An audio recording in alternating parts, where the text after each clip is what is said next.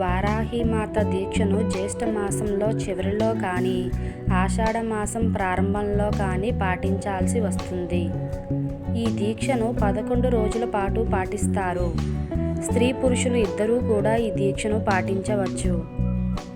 ఈ 11 రోజులు సాత్విక ఆహారం తీసుకోవాలి. చెప్పులు ధరించకూడదు. నిత్యం అమ్మవారిని ధ్యానం చేస్తూ ఉండాలి. 2 పూటలా తలస్నానం చేయాల్సి ఉంటుంది. సాయంకాలం వేళ అమ్మవారిని స్తుతిస్తూ పూజ చేయాల్సి ఉంటుంది. వారాహి తల్లి దీక్షలో నేలపైన పడుకోవాలి. సంసార సుఖానికి దూరంగా ఉండాలి. ఇలా 11 రోజులు చేసినట్లయితే కామ, క్రోధ, మోహ, లోభ, మద, మాత్సర్యాలను జయించవచ్చని పురాణాలు చెబుతున్నాయి. అమ్మవారిని మీరు కొలిచినట్లయితే శత్రువుల నుండి మిమ్మల్ని మీరు కాపాడుకోవచ్చు. అలాగే మీరు తలపెట్టిన ప్రతి పనిలోనూ విజయం సాధిస్తారు. వారాహి అమ్మవారి ఫోటో తెచ్చి మందిరంలో పెట్టుకోవచ్చు. లేదా చిన్న పీట మీద అమ్మవారి చిత్రపటం పెట్టి పూజ చేసుకోవచ్చు. అఖండ దీపం 9 రోజుల పాటు జాగ్రత్తగా చూసుకోగలం అనుకుంటే పెట్టండి. లేకపోతే నిత్య దీపారాధన సరిపోతుంది. ఉదయం దీపం వెలిగించిన తరువాత రోజంతా ఉపవాసం ఉండి సూర్యాస్తమయం సమయంలో అమ్మవారి పూజ చేసి ఆహారం తీసుకోవాలి. ఏ పూజ ప్రారంభించినా ముందుగా గణపతికి పూజ చేయాలి. ఆ తరువాత ఆచమనం చేసి సంకల్పం చెప్పుకుని అమ్మవారికి ప్రాణప్రతిష్ఠ చేయాలి. ఆ తరువాత షోడశోపచారాలతో పూజ చేయాలి.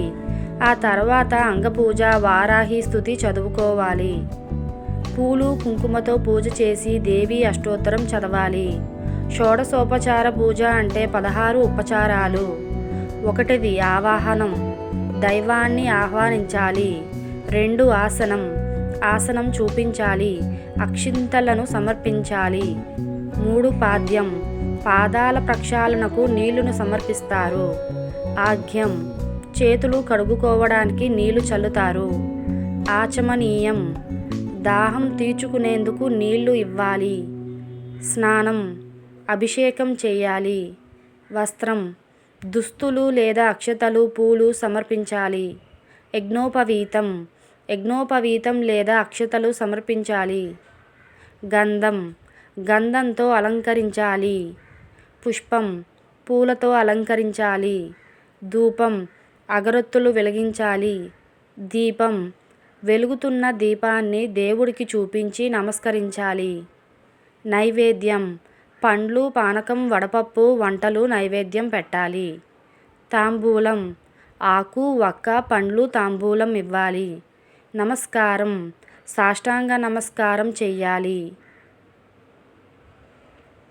ప్రదక్షిణ, ఆత్మ ప్రదక్షిణ నమస్కారం చేయాలి. Thank you for watching. Please subscribe to my channel.